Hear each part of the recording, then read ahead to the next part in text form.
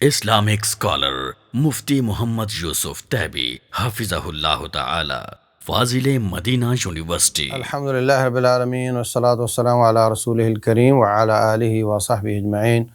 اشہد ان لا الہ الا اللہ واشہد ان محمدا عبدہ ورسولہ صلی اللہ علیہ وسلم۔ آج ہمارے ساتھ 8واں پارہ ہے۔ وَلَوْ أَنَّنَا نَزَّلْنَا إِلَيْهِمُ الْمَلَائِكَةَ وَكَلَّمَهُمُ الْمَوْتَى وَحَشَرْنَا عَلَيْهِمْ كُلَّ شَيْءٍ قُبْلًا مَا كَانُوا لِيُؤْمِنُوا إِلَّا أَن يَشَاءَ اللَّهُ۔ نبی صلی اللہ علیہ وسلم کافروں کے رویے سے بڑے مایوس ہوتے تھے اور پریشان تھے کہ یہ ان ظالموں کو سمجھ کیوں نہیں آتی۔ تو اللہ تبارک و تعالیٰ فرماتے ہیں اگر ہم ان کی طرف فرشتے بھیج دیں اور مردے اٹھ کر بتائیں کہ ہمارے ساتھ کیا ہو رہی ہے اور یہ جو کہہ رہے ہیں سچ کہہ رہے ہیں، ان کی بات مان لو اور ہر قسم کے دلائل لے آئیں، انہوں نے مسلمان نہیں ہونا، آپ فکر نہ کیا کریں، آپ پریشان نہ ہوا کریں۔ تو یہ ان آیات میں سے ہے جو رسول اللہ صلی اللہ علیہ وسلم کی تسلی کے لیے اللہ تبارک و تعالیٰ نے نازل کی ہیں۔ تو یہ سورہ الانعام ہے اور 8واں پارہ کا شروع ہے۔ یہاں پر شروع میں اللہ تبارک و تعالیٰ نے حلال جانوروں کے کچھ جواز کی شکل بیان کی ہے۔ میں نے پہلے بھی عرض کیا تھا کہ جو شکار ہے اس میں بسم اللہ نہ پڑھنے پر کوئی کمپرومائز نہیں، وہ حرام ہو جاتا ہے جانور، اور ویسے ذبح کرتے وقت اگر کوئی بھول گیا ہے بعد میں پڑھ لے تو وہ حلال ہو جاتا ہے، کیونکہ خون سارا نکل چکا ہوتا ہے۔ تو اس کے بعد فرمایا کہ جس پر بسم اللہ نہ پڑھی گئی ہو اس کو آپ مت کھاؤ، اور جس پر بسم اللہ پڑھی گئی ہو اس کو کھا لو، اور شیطان تمہارے ساتھ اس معاملے میں جھگڑا کریں گے۔ شیاطین کہتے ہیں، اور انسان بھی بعض شیاطین ہوتے ہیں، دیکھو جی جس کو تم نے مارا اس کو تم کہتے ہو کھا سکتے ہو، جس کو اللہ نے مارا اس کو تم کہتے ہو نہیں کھا سکتے۔ تو مولانا ثناء اللہ امرسری رحمۃ اللہ علیہ وہ اس پر تھوڑا جواب دیا کرتے تھے، لیکن بہرحال بات لمبی ہو جائے گی۔ میں کہنا چاہ رہا ہوں کہ اللہ فرماتے ہیں انہوں نے جھگڑا کرتے رہنا، ان کی فکر نہ کرو۔ اس وقت جو الحاد کا فتنہ ہے اور عقلانی جتنے بھی لوگ ہیں الٹے سیدھے سوال کرتے رہتے ہیں، داعی اسلام کا کام ہے اسلام کو سمجھے اور پیش کرے۔ ان کے پاس عقل ہے، ہمارے پاس وحی ہے، وہی پیش کریں گے، جو سمجھ آئے جس کو آ جائے، ورنہ سمجھو کہ اس کو اللہ تعالیٰ نے گمراہ کیا ہے، اللہ تعالیٰ نے اس کو سزا دی ہے، اب اس کا کوئی علاج ہمارے پاس نہیں ہے۔ تو بہر صورت اس کے بعد مشرکین نے حلال و حرام کا اختیار اپنے پاس رکھا ہوا تھا۔ کہتے تھے دیکھو جی یہ اللہ کا اور یہ ہمارے بتوں کا، اور اگر مرا ہوا پیدا ہو تو پھر ہماری عورتیں کھا سکتی ہیں، مرد نہیں کھا سکتے۔ یعنی مردوں عورتوں میں بھی فرق کیا ہوا تھا، اپنا اور بتوں کا بھی فرق کیا ہوا تھا۔ اور اللہ اکبر فرمایا فما کان لشرکائہم فلا یصل الی اللہ، جو اللہ کا حصہ خاص کر دیتے، وہ جو بتوں کا حصہ خاص کر دیتے وہ اللہ تعالیٰ کے حصے میں نہیں ڈالتے تھے، اور جو اللہ کا حصہ ہوتا تھا وہ بتوں کو دے دیتے تھے۔ ہمارے ہاں بھی کچھ اس طرح کی عادات چل رہی ہیں۔ ایک صاحبہ مجھے کہنے لگے کہ میں کسی کے ہاں گیا، اس نے 11 گلاس دودھ کے بھر کر رکھے ہوئے تھے، تو مجھے کہنے لگا جی ٹھنڈا چلے گا گرم چلے گا؟ میں نے کہا یہ جو گلاس پر ہیں ان میں سے ایک دے دو مجھے۔ تو کہتے ہیں نہیں یہ نہیں دے سکتے آپ کو، وہ اوپن دودھ پڑا ہوا جتنا چاہے پی لے، یہ 11 جس کو دے دیے گئے ہیں وہاں سے واپس نہیں آ سکتے۔ فرمایا فما کان لشرکائہم فلا یصل الی اللہ، جو شریکوں کو دیتے ہیں وہ اللہ کو نہیں دیتے۔ تو یہ بہت بری بات ہے۔ اس کے بعد ان کی ایک بری عادت تھی کہ اپنی اولادوں کو اب بتوں کے نام پہ وقف کر دیتے تھے، یہ لات کے نام کی، یہ منات کے نام کا اب وقف ہو جاتا تھا۔ ہمارے ہاں بھی یہ عادت موجود ہے، لوگ اپنے بچوں کو قبروں کے نام پہ وقف کر دیتے ہیں، الیاذ باللہ، اور یہ بہت بری بات ہے۔ اللہ نے پیدا کیا اور دے دیا غیر اللہ کو، یہ جائز نہیں۔ پھر ایک اور مصیبت تھی ان کے یہاں کہ اپنی اولادوں کو قتل کرتے تھے، بچی پیدا ہو تو اس کو زندہ درگور بھی کر دیتے تھے۔ ہمارے ہاں اگر الٹرا ساؤنڈ سسٹم ہوتا تو پہلے ہی ختم کر دیا ہوتے۔ تو یہ بھی اللہ تعالیٰ نے اس کو بھی کرٹیسائز کیا ہے، اس کا بھی بہت تنقید کی ہے۔ بتوں کے نام اپنی اولاد نظر کرنا اور ان کو بتوں کے نام پر کر دینا یا ان کو ویسے قتل کر دینا، یہ شیطان نے ان کے لیے مزین کیا تھا۔ اس وقت اپنی اولادوں کو قتل کرنے کی نئی شکل آ چکی ہے، وہ یہ کہ یا تو ہسپتالوں میں لائن لگی ہوئی ہے، اللہ محفوظ رکھے، اپنے آپ کو بچہ جاننے کے قابل نہ بنانا، اس کے یہ صلاحیت ختم کرا دینا، یہ اس وقت بہت عام ہے، بہت چل رہا ہے، اللہ معاف کرے۔ اور ایک میڈیا چل رہا ہے کہ بچے دو ہی اچھے، کسی معاشرے میں چل رہا بچہ ایک ہی اچھا، اور جن لوگوں نے یہ نعرے دیے تھے وہ کمیونٹیز اس وقت بھرپور بچہ جننے پر توجہ دے رہے ہیں، اپنی عورتوں کی منتیں کر رہے ہیں کہ اپنا بیویوں اپنے ڈیوٹی پر واپس آ جاؤ اور بچے جنو، ہمارا معاشرہ ختم ہوتا جا رہا ہے۔ اور برطانیہ میں تو یہ سروے آیا ہے کہ اگر ان کی عورتوں کی یہی ہڑتال رہی اور مسلمان وہاں جو ہیں اگرچہ ان کا دین عقیدہ برباد ہو گیا اکثر کا، اور بے نماز ہو گئے، شراب پینے لگ گئے، مگر انہوں نے نکاح طلاق کو ابھی تک پکڑا ہوا ہے۔ تو وہ کہتے ہیں اگر مسلمانوں کی عورتوں کی یہی سپیڈ رہی تو 2030 میں مسلمان میجورٹی میں ہوں گے اور ان کا وزیر اعظم مسلمان ہوگا۔ یہ صورتحال ہے۔ وہاں پر اگر کوئی کافر بچہ جنتا ہے تو اس کو بڑی آرگنائزیشنز مبارکباد دیتے ہیں، اگر 2 بچے ہو جائیں تو ایک دم سے اس کو ہدیے تحفوں کے انبار لگ جاتے ہیں، اگر 3-4 ہو جائیں تو وظیفہ اتنا آ جاتا ہے کہ اس کے باپ کو کمانے کی ضرورت نہیں پڑتی، وہ اب واپس آنا چاہ رہے ہیں اور ہمیں وہ ادھر لے جانا چاہ رہے ہیں جدھر سے وہ واپس آ رہے ہیں۔ تو بچوں کو قتل کیا جا رہا ہے اس وقت، لاکھوں کی تعداد میں بچوں کو قتل کیا جا رہا ہے، وقت سے پہلے قتل کیا جا رہا ہے، اور ابارشن کی شکل بنا کر یا باقاعدہ مطلب دماغ خراب میڈیا کے ذریعے کیے جا رہے ہیں، جبکہ اللہ تبارک و تعالیٰ نے عورت کی فطرت یہ رکھی ہے کہ وہ آدم ساز ہوتی ہے، معاشرہ ساز ہوتی ہے، اللہ تعالیٰ نے اس کو ڈیوٹی ہی دی ہے، اس کا دماغ خراب کیا جا رہا ہے کہ تو مشین تھوڑا ہی ہے تو یہ کام کرے گی، تو مردوں والی سیٹ پہ آ۔ اور کسی بھی ادارے کو برباد کرنے کا آسان طریقہ ہوتا ہے کہ کمپیوٹر والے کو سیل پر بھیج دو، سیل والے کو کمپیوٹر والے پر بٹھا دو، ادارہ برباد ہو جائے گا۔ مردوں کو تم اب نکھٹو کر لو اور عورتوں کو مردوں کی سیٹوں پہ بٹھا دو، تو پھر اسی طرف جاتا ہے۔ تو اس وقت فرعون بھی بچے قتل کرتا تھا، اور مکے میں معاشرے کے لوگ بھی اپنے بچے قتل کرتے تھے، کھلائیں گے کہاں سے؟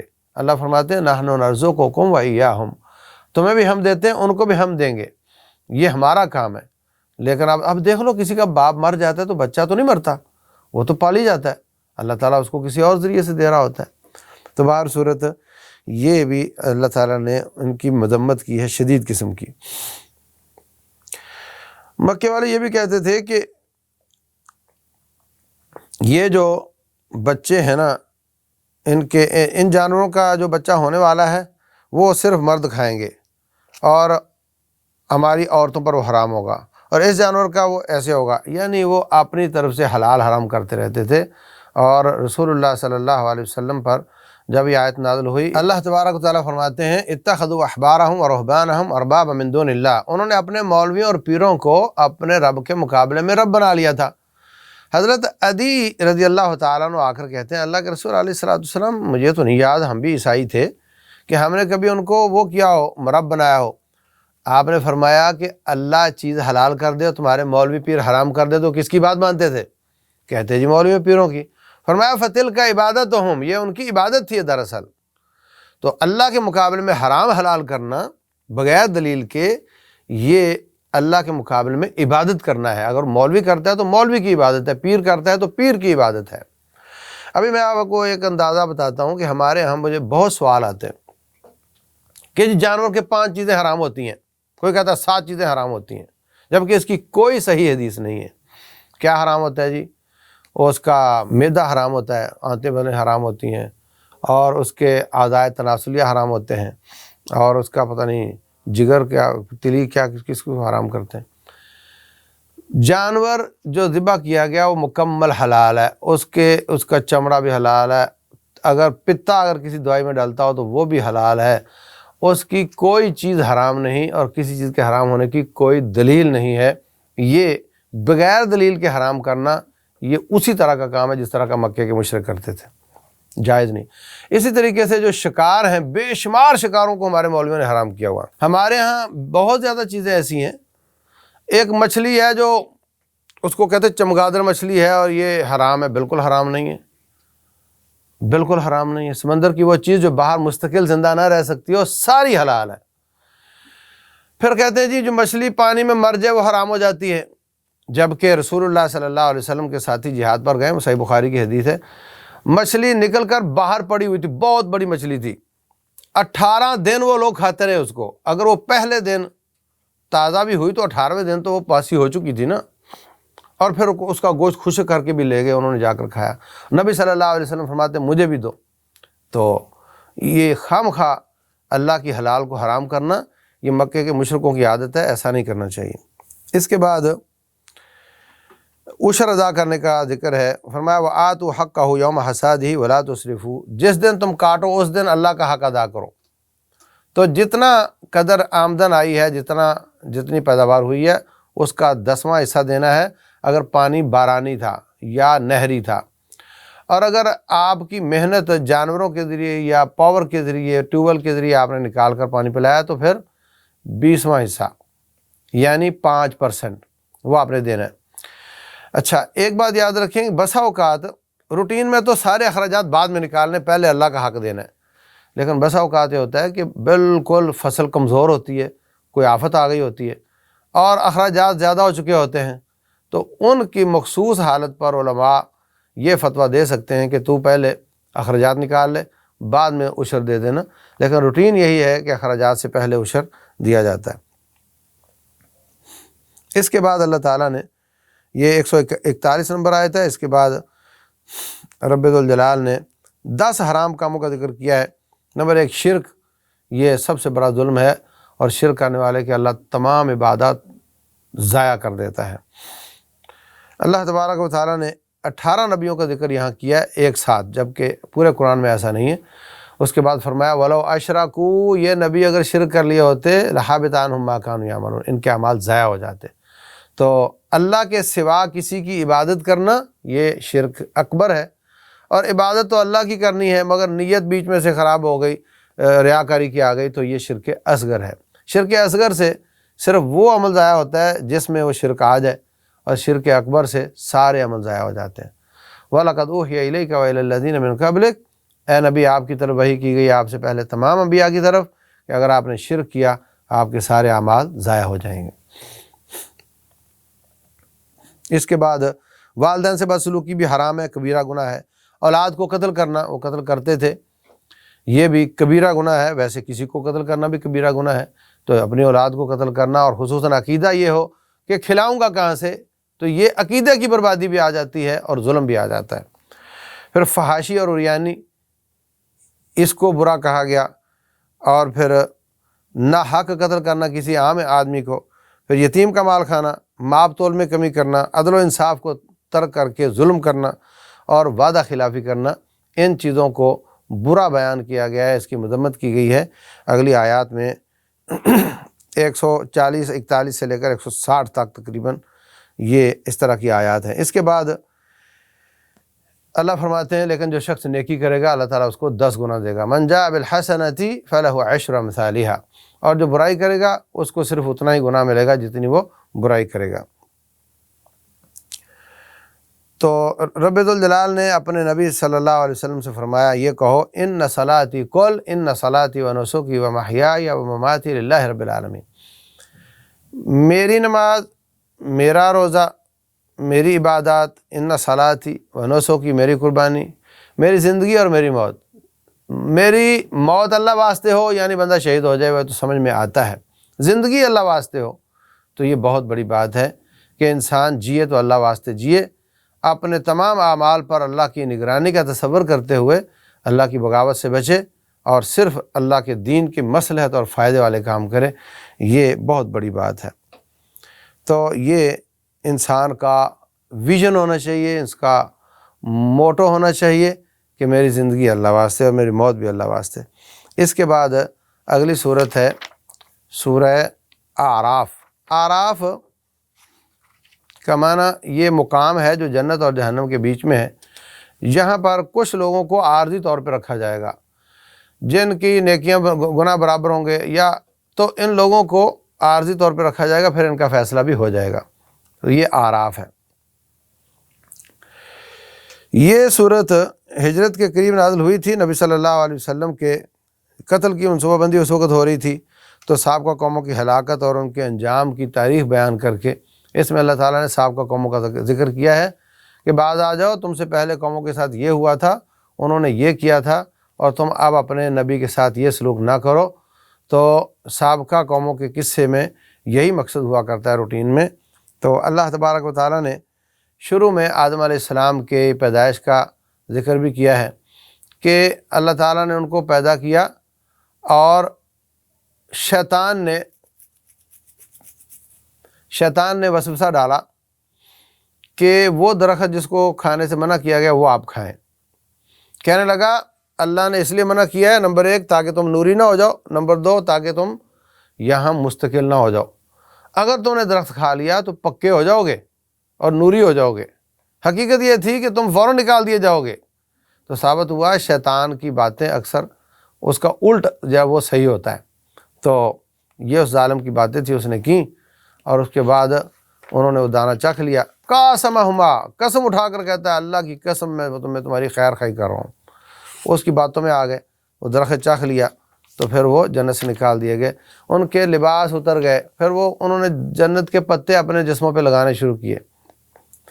اس کے بعد اللہ تعالیٰ فرماتے ہیں یا بنی آدم، آدم زادو، لا یفتننکم الشیطان، شیطان کہیں تمہیں فتنے میں نہ ڈال دے، جیسے اس نے تمہارے ابا دادا کو جنت سے نکالا تھا۔ ینزع عنہما لباسہما، وہ ان کا لباس اتار رہا تھا۔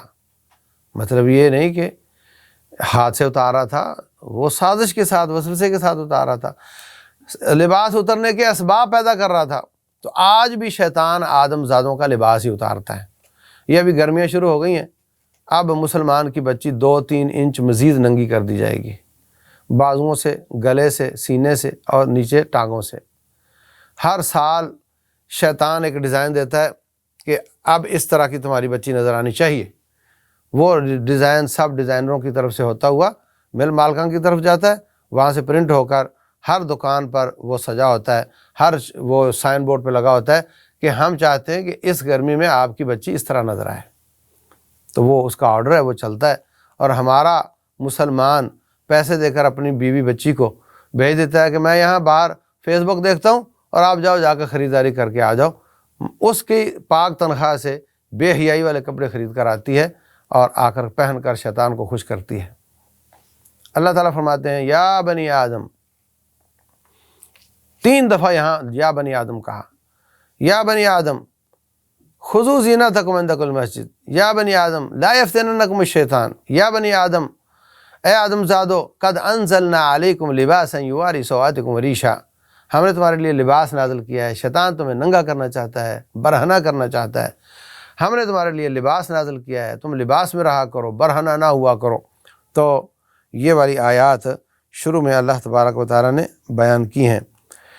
مسجد میں انسان کو زینت لگا کر آنا چاہیے، مطلب کوئی ایسا لباس جو کسی آفیسر کے پاس جانے میں بھی انسان شرم محسوس نہ کرے۔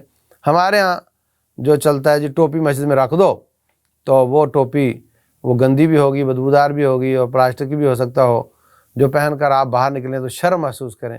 اس کی بجائے مسجد میں ٹوپی رکھنا ضروری نہیں، اوور آل مسلمان کو سر ڈھانپنا یہ اچھا ہے، مستحب ہے، یہ اسلام کا شعیرہ ہے، تو ہمیں رکھنا چاہیے۔ اور کوئی ایسا لباس جو جاذب نظر ہو، جو بجائے نماز کے سامنے والے کی طرف دیکھنے کے بعد مجبور کرتا ہو، اور ایسا تنگ اور چست لباس جو انسان کی نظروں کو کھینچتا ہو، یہ سارے نہیں پہننے چاہیے، نہ نماز میں اور نہ ویسے۔ اس کے بعد اصحاب اعراف کا ذکر ہے، آیت نمبر 46 سے 49 تک، کہ اللہ تبارک و تعالیٰ ان کا مکالمہ بیان کرتا ہے، جنتی، جہنمی اور بیچ میں اعراف والے۔ تو اعراف والے جب ادھر دیکھتے ہیں جنت والوں کی طرف تو اللہ سے سوال کرتے ہیں، ادھر دیکھتے ہیں جہنم والوں کی طرف تو اللہ سے پناہ مانگتے ہیں، اور پھر وہ جہنمیوں سے کہتے ہیں یہ وہ جنتی ہیں نا جن کو تم کہتے تھے کہ ان کو کوئی رحمت نہیں ملے گی، اور یہ تو ان کو مذاق کیا کرتے تھے تم، اب دیکھو وہ تو جنت میں ہیں اور تم سارے جہنم میں ہو، ان کو زج کریں گے۔ تو یہ مکالمہ اللہ تبارک تعالیٰ نے بیان کیا ہے۔ اور اس کے بعد یہاں یہ بھی آیت ہے، اللہ تعالیٰ فرماتے ہیں کہ وہ لوگ جو اللہ تعالیٰ کے ساتھ شرک کرتے، اللہ کی بغاوت اور نافرمانی کرتے ہیں، ان کے لیے آسمان کے دروازے نہیں کھولے جاتے۔ اور نہ یہ جنت میں جا سکتے ہیں یہاں تک کہ سوئی کے سوراخ سے اونٹ گزر جائے۔ تو یہ تو بڑا ناممکن کام ہے، ان کے لیے آسمان کے دروازے نہیں کھولے جاتے۔ تو آج کل کی سائنس کہتی ہے کہ آسمان ہے ہی نہیں، یہ جو ہمیں نظر آتا ہے یہ تو حد نگاہ ہے، جہاں آپ کی نظر کام کرنا چھوڑ دیتی تم کہتے ہو آسمان ہے، جبکہ قرآن نے فرمایا کہ اس کے دروازے ہیں، اور سقفاً محفوظاً، محفوظ چھت ہے، اور معراج کی رات والے واقعے میں بھی دروازہ کھولنے کا تذکرہ ہے۔ تو یہ ایک سالڈ چیز ہے، نہایت مضبوط چیز ہے، اور اس کے دروازے ہیں باقاعدہ۔ سائنسدان وہاں نہیں پہنچے، ان کو عقل نہیں، ان کو سمجھ نہیں، جو وحی کا علم ہے وہ پرفیکٹ ہے۔ اس کے بعد نوح علیہ السلام کی قوم کا قصہ ہے کہ کیسے کیسے وہ اللہ تعالیٰ کے باغی ہوئے، 950 سال وہ ان میں رہے، سمجھاتے رہے، وہ باز نہیں آئے، حتیٰ کہ ان کو اللہ تعالیٰ نے تباہ کر دیا، پوری زمین پر سیلاب آیا اور ان کو تباہ کر دیا۔ بچے وہ جو کشتی میں تھے اور تقریباً 80 مسلمان تھے، اور جانوروں کے جوڑے جوڑے اس میں تھے۔ اور اس کے بعد قصہ ہے حضرت قوم عاد کا، کہ ان کو اللہ تعالیٰ نے کیا کیا سہولتیں دے رکھی تھیں، کتنی مضبوط قوم تھی، اور جب اللہ تعالیٰ کی بغاوت کی تو اللہ نے ان کو بھی تباہ برباد کر دیا۔ اس کے بعد قصہ ہے ثمود، یہ صالح علیہ السلام کی قوم تھی، مدینہ سے تقریباً 3.5 گھنٹے کی راہ ہے، آل-اولا آج کل اس کا نام ہے ان کے۔ اگر آپ قوم ثمود یا قوم عاد لکھو نیٹ پر تو اس میں جو امیجز میں آپ کو ان کے گھر نظر آ جائیں گے۔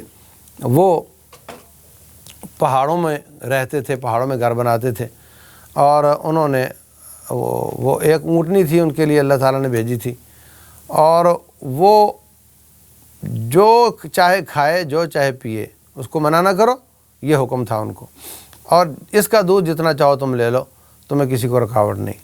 گویا کہ اللہ ان سے پانی لے کر ان کو دودھ دے رہا تھا، ان ظالموں نے اس کو کاٹ دیا، پھر اللہ تعالیٰ نے ان پر عذاب نازل کیا اور ایک دم سے ان کو تباہ کر دیا۔ اس طرح قوم لوط کا کہ یہ لوگ ہم جنس پرست تھے، تو ان کو بڑا منع کیا لوگوں، ان کے نبی نے لوط علیہ السلام نے، باز نہیں آئے تو فرشتہ آیا، اس نے ان کی زمین کا ٹکڑا کاٹا، اس کو اوپر لے گیا آسمان کے قریب، یہاں تک کہ آسمان والوں نے ان کے کتوں کی آوازیں سنی، وہاں سے الٹا کر کے پھینک دیا، فجعلنا عالیہا سافلہا، اور پھر جو بچے کھچے تھے ان پر پتھروں کی بارش کر کے ان کو تباہ و برباد کر دیا۔ آج یہ بیماری بڑھتی جا رہی ہے اور اس پر بہت زیادہ ورک ہو رہا ہے، میڈیا میں بھی، سوشل میڈیا میں بھی، اس کا پرچار کرنے کے لیے کافروں کی حکومتیں ایک ایک کر کے اس کو اپنے قانون سازی اس کے حق میں کرتے جا رہے ہیں۔ یہ ایسی مصیبت ہے، ایسی تباہ کن ہے کہ اس کی سزا ان کو پتھروں کی بارش ہو۔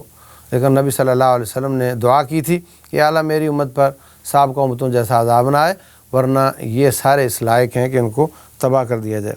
اسی طرح قوم مدین تھے، تو وہ شعیب علیہ السلام ان کے پاس آئے تھے، اور وہ ماب تول میں کمی کرتے تھے اور ڈکیٹیاں کرتے تھے، تو ان کو منع کیا، وہ باز نہیں آئے تو ان کو بھی اللہ تعالیٰ نے تباہ کر دیا۔ تو سابقہ قوموں کا ذکر کر کے ایک تو نبی صلی اللہ علیہ وسلم کی تسلی مراد ہوتی ہے کہ اللہ تعالیٰ کی مدد آنے والی ہے، اور دوسرا امت محمد صلی اللہ علیہ وسلم کو سمجھایا جاتا ہے کہ جو گناہ انہوں نے کیے تم نہ کرو، باز آ جاؤ، ورنہ تمہیں بھی اللہ تعالیٰ عذاب میں لپیٹ لے گا۔